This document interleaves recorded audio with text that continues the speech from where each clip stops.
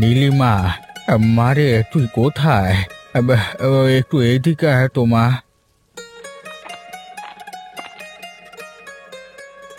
আমায় ডেকেছো বাবা?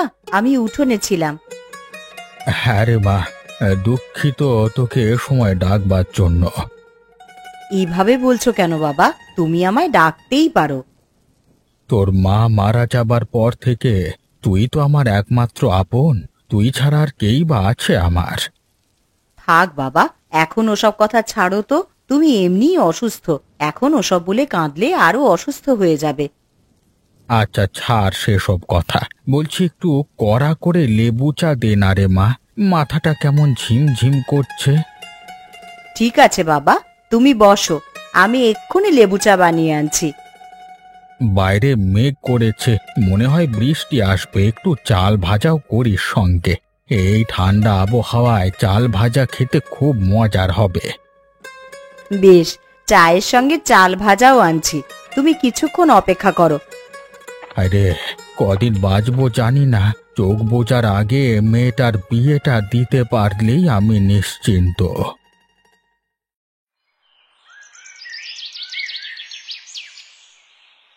ভাবছি মাছের ব্যবসাটা ছেড়ে বাজারে একটা মুদির দোকান দিয়ে বসবো।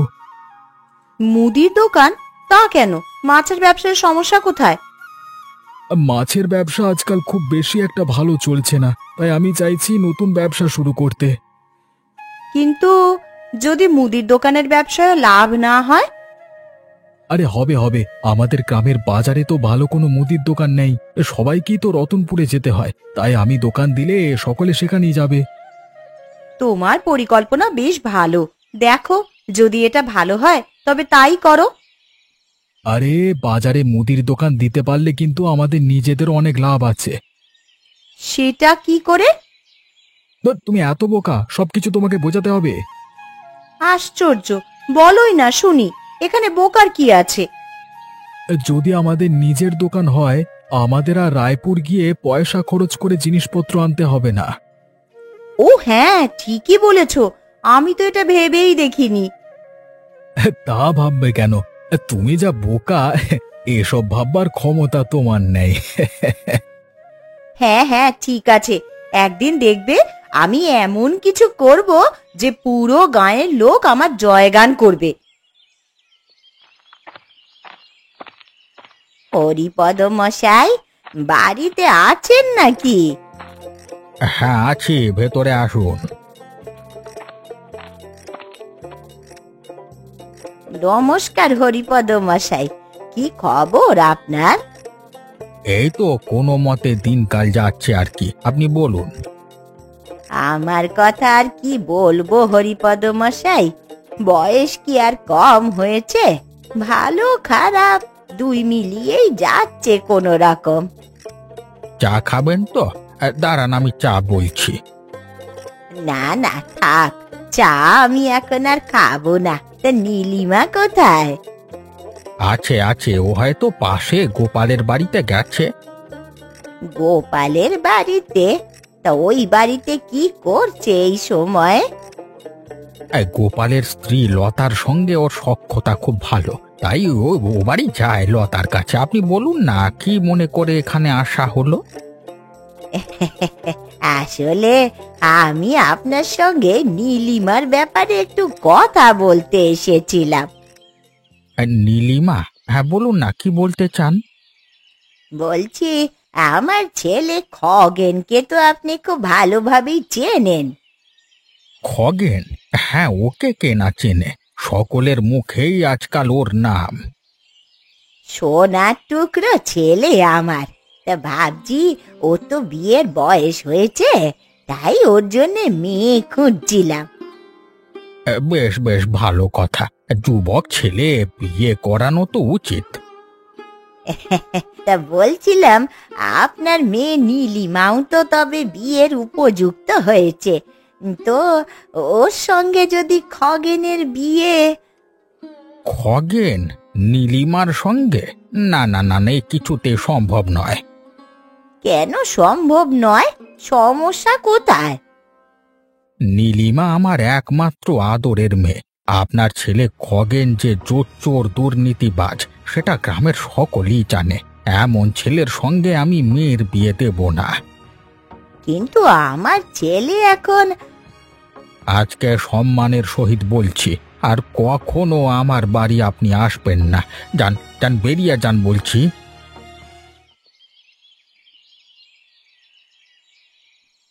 বুঝলে গোপাল, একটা বিষয়ে তোমার সাহায্যের খুব দরকার আমার। অবিনাশবাবু, শুধু একবার বলুন কি কাজ করতে হবে। ওই যে খগেন আছে না, থানা থেকে রোজ দারোগা চিঠি দেয়, লোকে এসে নালিশ জানায়। শুনেছি বাবু, কারো জিনিসপত্র বা টাকা চুরি, জমি দখল, আরো অনেক কথা শুনি ওর ব্যাপারে। আরে সমস্যা তো একটাই, ও ধূর্ত চালাক, কোথাও কোনো প্রমাণ রাখে না, এজন্য ওকে শাস্তি দেওয়া যাচ্ছে না। কিন্তু ওর কারণে গ্রামের মানুষ অশান্তিতে ভুগছে বাবু। লোকে তো ওকে গ্রাম থেকে বের করবার ফোন দিয়াচ্ছে। কৃষকেরা এসে আমার কাছে নালিশ দিয়েছে, এত চেষ্টা করছি কিন্তু কোনো প্রমাণ খুঁজে বের করতে পারছি না। এখন আমি কি করতে পারি বাবু? শুধু একটা প্রমাণ যদি ওর বিরুদ্ধে সংগ্রহ করা যায়, ওকে আমি হাজতে পুড়ে দেব। আর তুমি প্রমাণ খুঁজতে আমাকে সাহায্য করো। খগেন যা ধূর্ত আর চালাক স্বভাবের লোক, মনে হয় না কোনো প্রমাণ সহজে বের করতে পারবে, তবে আমি চেষ্টা করব। বেশ, তাহলে কাজে লেগে পড়ো, কিন্তু অন্য কেউ যেন তোমার আমার এই কথা জানতে না পারে। আপনি চিন্তা করবেন না বাবু, আমি নিজের সবটা দিয়ে চেষ্টা করব। তুমি যে মুদির দোকানের কথা বলছিলে, যদি তুমি প্রমাণ বার করতে পারো, আমি দোকান খোলবার সব খরচ বহন করব। বেশ বেশ, তাহলে আশীর্বাদ করুন আমাকে বাবু, যেন আমি প্রমাণ বার করতে পারি। হ্যাঁ, প্রণাম বাবু।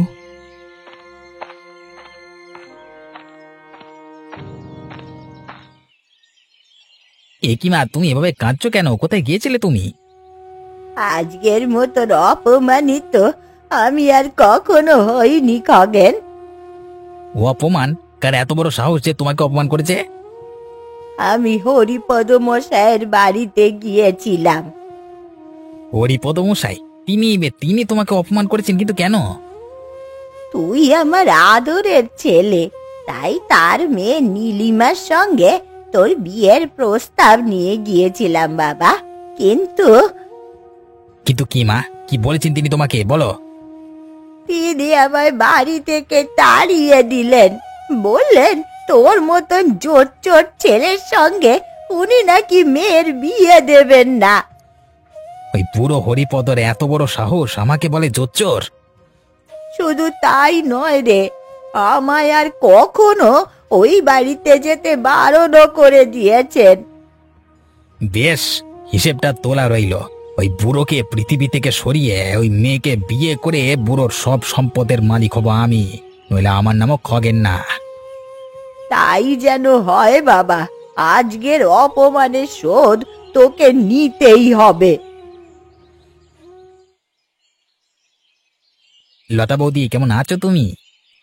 হ্যাঁ আছি, ভালোই আছি। তা তোমার কি খবর? এই তো চলছে আর কি কোনোভাবে। তো এই সন্ধ্যাবেলা কোথায় যাওয়া হচ্ছে? নীলিমা একটু মন্দিরের দিকে গেছে, তা আমায় বলে গেল হরিপদ কাকু নাকি অসুস্থ, তাই একটু লেবু শরবত নিয়ে যাচ্ছি তার জন্যে। তাই বুঝি? আমি ওই বাড়ির দিকে যাচ্ছি, দাও না লেবুর শরবতটা আমার হাতে দাও, আমি তোমাকে এই দিয়ে আসি। না না থাক, তার কোনো দরকার নেই, আমি নিজেই চলে যাব। এটা তুমি কি বলছো বৌদি? দাদা আমাকে গ্লাসটা দাও, আমি এগিয়ে দিচ্ছি। ছোট ভাই হিসেবে এতটুকু তো করতেই পারি, তাই না? আচ্ছা বেশ, তাহলে চলো। এত করেই যখন বলছো, না করি আর কিভাবে।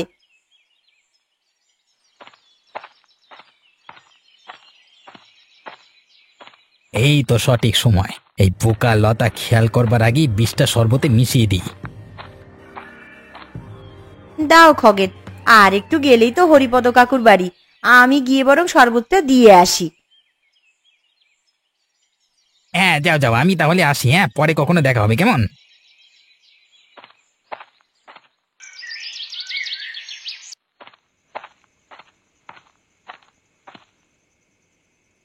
বাবু প্রণাম। আজকে কদিন ধরে বৃষ্টির কারণে আবহাওয়া এত ঠান্ডা হয়ে আছে, ঘুমও বেশি হয়। ক্ষমা করবেন বাবু, আপনার ঘুমাবার সময় এসে জ্বালাতন করলাম। আরে না না, কোনো সমস্যা নেই, বলো কি বলবে বলো। আপনার কথা মতো আমি খগেনের কিছু কার্যকলাপ লক্ষ্য করছিলাম। সন্দেহভাজন কিছু দেখতে পেলে? নদীর পাড়ে কিছু বণিকদের সঙ্গে কথা হয়, শুনলাম খগেন নাকি শহুরে বণিকের চুরি করা মাছ বেচে বলে তাদের সন্দেহ। না না গোপাল, শুধু সন্দেহ হলে চলবে না, প্রমাণ থাকতে হবে। আরেকটা খবর আমি সংগ্রহ করেছি বাবু। কি খবর বলো আমাকে? শুনলাম খগেন নাকি একটা বিদেশি ওষুধের চোরাচালান করে, যে ওষুধ খেলে মানুষের তৎক্ষণাৎ মৃত্যু হতে পারে, বিষের মতো।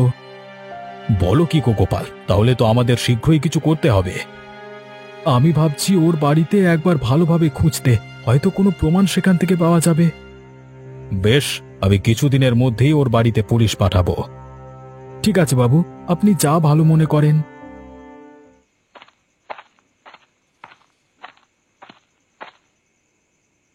কেমন আছেন কাকু? লতা মা, তুমি এসো এসো। আপনার মেয়ে তো মন্দিরে গেছে, তা আমায় বলেছিল আপনার শরীর খারাপ, তাই পুজো দিতে যাচ্ছে। শরীরটা খুব একটা ভালো নেই, কখন কি হয় বুঝতে পারছি না। এইভাবে ভাববেন না কাকু, দেখবেন আপনি একেবারে ঠিক হয়ে যাবেন।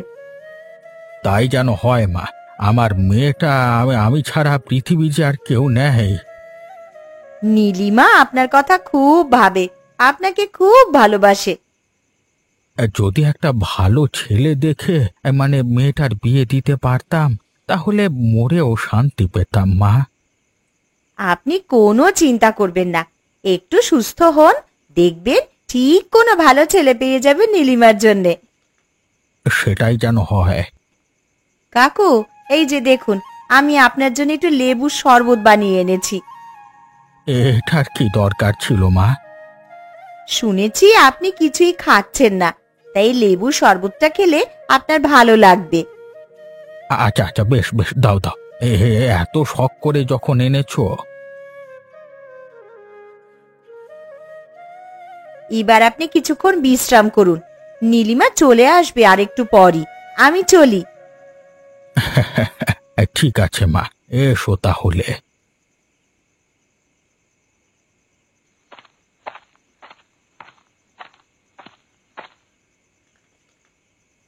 নীলিমা, কি হলো, তুমি কাঁদছো কেন? এত রাতে আমাদের ডেকে আনলি, হ্যাঁ রে, সব ঠিক আছে তো? আমার সব শেষ, আমি পুরো একা হয়ে গেছি লতা, আমার আর কেউ নেই। এসব কি বলছো নীলিমা? কি হয়েছে আমাদের বলো। বাবা আর নেই। কি বলছিস তুই এসব? আরে আমি তো কয়েক ঘন্টা আগেও কাকুকে এসে দেখে গেলাম। হরিপদ কাকু কোথায়? ভেতরেই আছে, পুরো শরীর ঠান্ডা হয়ে গেছে।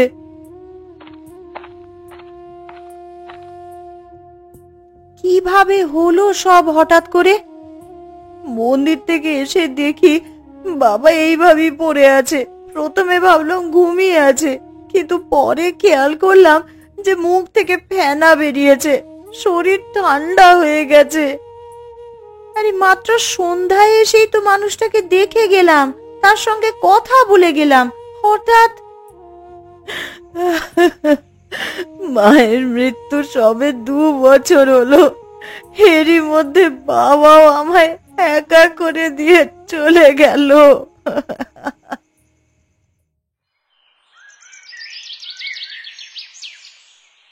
মা, ও মা, কোথায় তুমি? বলি তাড়াতাড়ি এদিকে এসো।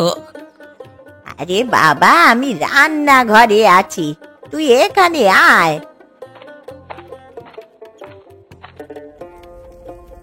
কি হয়েছে বল? আরে মা শোনো, তোমার জন্য একটা বিশেষ খবর আছে। আরে হ্যাঁ বল না, আমি শুনছি। তোর প্রিয় দই কাতলা রাঁধছি, পেট ভরে খাবি কিন্তু। আরে ওসব পরে হবে, আগে আমি যা বলি তা শোনো। ওহ, তোকে নিয়ে না আর পারি না। আচ্ছা দেখি বল, কি বলবি? কি এমন জরুরি খবর? আরে এমন খবর এনেছি মা, শুনে একেবারে অবাক হয়ে যাবে। আরে ধুর, অত শত না বলে আসল ঘটনাটা বল তো। আরে ওই যে নীলিমার বাপ বুড়ো হরিপদ তোমায় যে অপমান করেছিল। ওটার কথা কি আর ভুলতে পারি? এখন ওই অপমানের কথা মনে এলে কান্না এসে যায়। আরে কাঁদার দিন শেষ মা, ওই বুড়ো হরিপদ আর বেঁচে নেই। বেঁচে নেই মানে? কখন, কিভাবে হলো? কালকে রাতেই তাকে আমি সারা জীবনের জন্য পৃথিবী থেকে সরিয়ে দিয়েছি। তুই? কিন্তু কিভাবে, কি করলি তুই বল তো? কি করেছি না করেছি সেসব তুমি ভেবো না মা, ওই বুড়োকে মেরে তোমার অপমানের প্রতিশোধ নিয়েছি। আমার কিন্তু খুব ভয় করছে খগেন, কোনো বিপদ ঘটলে। কিচ্ছু হবে না মা, চিন্তা করো না, আমি তো আছি। এবার ওই নীলিমাকে বিয়ে করিয়ে ওকে তোমার দাসী বানাবো, আর আমি ওই হরিপদর সব সম্পত্তিতে রাজত্ব করবো, দেখতে থাকো।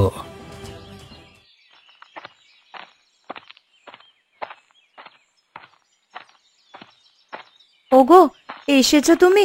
এসো, বসো। হরিপদ কাকুর মানে অন্ত্যেষ্টিক্রিয়া সেরে এলাম। তার তো কোনো ছেলে নেই, তাই আমি। খুব ভালো করেছো গো। নীলিমা আছে কেমন এখন? ও কাঁদতে কাঁদতে অজ্ঞান হয়ে পড়েছে, এখন বিশ্রাম নিচ্ছে। পাড়ার কিছু মহিলা ওর সঙ্গে আছে। দেখি রাতে খাবার নিয়ে যাব ওর জন্যে। কাল সন্ধ্যাতেই তো মাত্র গিয়ে কাকুর সঙ্গে কথা বললাম।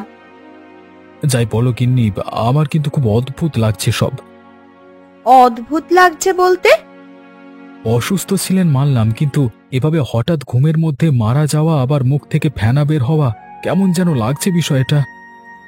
কাল যখন আমি গিয়েছিলাম তখনও দিব্যি হেসে কথা বলেছিলেন, কিন্তু বুঝতে পারিনি। না গিন্নি, কিছু একটা গলদ আছে। কি গলদ থাকবে? আমার তো তেমন কিছুই চোখে পড়েনি। তুমি কেন গিয়েছিলে কালকে? নীলিমা মন্দিরে গিয়েছিল, তা আমায় বলে গিয়েছিল কাকু অসুস্থ, তাই কাকুর জন্য একটু লেবুর শরবত বানিয়ে নিয়ে গিয়েছিলাম। লেবুর শরবত? হ্যাঁ, ভাবলাম অসুস্থ মানুষ, একটু লেবুর শরবত খেলে ভালো লাগবে। আচ্ছা, সেখানে যাওয়ার পর কিছু সন্দেহভাজন লেগেছিল? এমন লাগছিল বাড়িতে মানে যে কেউ ছিল বা আছে, একটু মনে করো তো গিন্নি। না, তেমন কিছুই তো মনে হয়নি। আমি তো একাই গিয়েছি, আর এই পথে ওই যে খগেন আছে না, ওর সঙ্গে দেখা হয়েছিল, তা ওই আমায় এগিয়ে দিয়েছিল। খগেন? ওর সঙ্গে দেখা হয়েছিল তোমার? হ্যাঁ, কিছুক্ষণ কথা হয়, তো তারপর ওই আমায় নীলিমার বাড়ি অবধি এগিয়ে দিয়ে এসেছিল। ব্যাস, আমার সন্দেহ সত্যি হলো। এবার যা করবার খুব সাবধানে করতে হবে।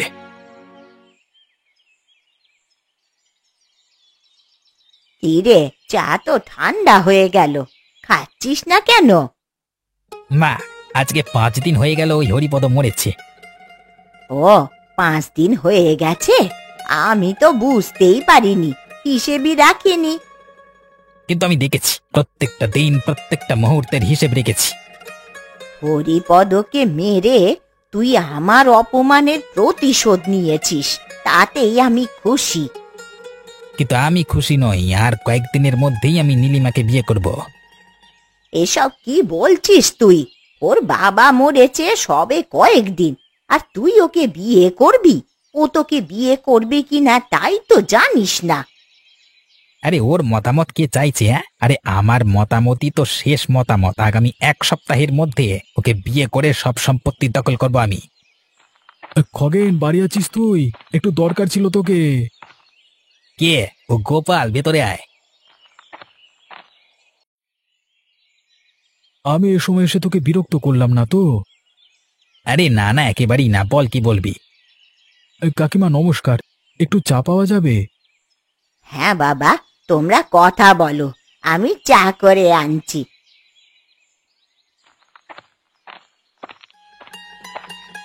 ও হ্যাঁ, খগেন, তোকে যেটা বলছিলাম, তোকে অবিনাশবাবু ডেকে পাঠিয়েছেন, জরুরি দরকার। অবিনাশবাবু আমাকে কেন ডাকছেন? কি দরকার কি? সেটা তো আমাকে বলেননি, মানে তোর গিয়ে জানতে হবে সেটা আর কি। আচ্ছা বেশ বেশ, চলো গিয়ে দেখি কেন ডাকছেন। ওই দেখো, আমি তো কাকিমাকে চায়ের কথা বলে ফেললাম। তুই যা, আমি চাটা শেষ করে আসছি। হ্যাঁ আচ্ছা বেশ, আমি তাহলে যাই। হ্যাঁ, তুই যা, খেয়ে তাড়াতাড়ি আসিস, ঠিক আছে?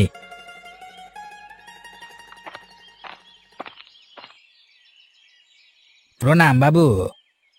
খগেন, তুমি তুমি এখানে? হ্যাঁ বাবু, শুনলাম আপনি আমাকে ডেকে পাঠিয়েছেন, তাই ছুটে এলাম। আমি তোমাকে কেন ডাকতে যাব? পাগল হয়েছ নাকি? না বাবু, এই মাত্র গোপাল গিয়ে বললো আপনি আমাকে ডেকে পাঠিয়েছেন।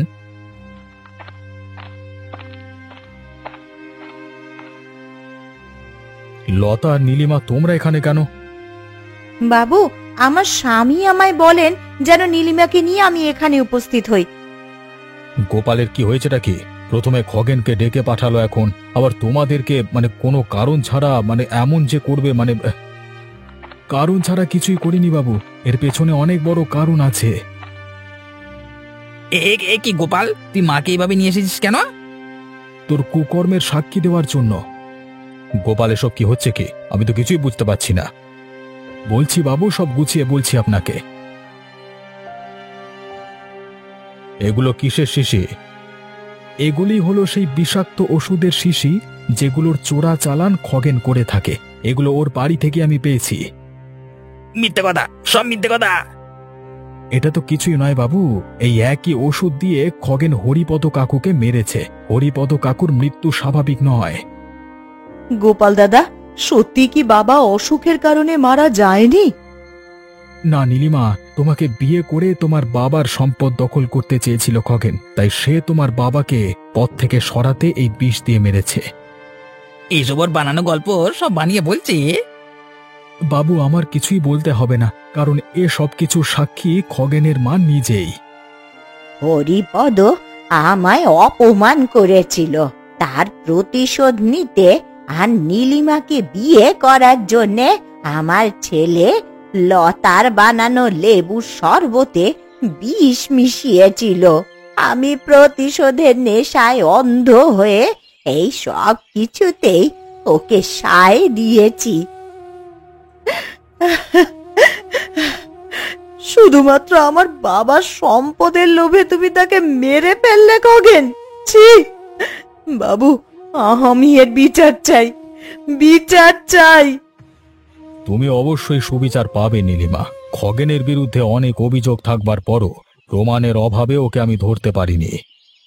বাবু, আমার অনেক বড় ভুল হয়ে গেছে, আমি কথা দিচ্ছি আমি একদম ভালো হয়ে যাবো বাবু।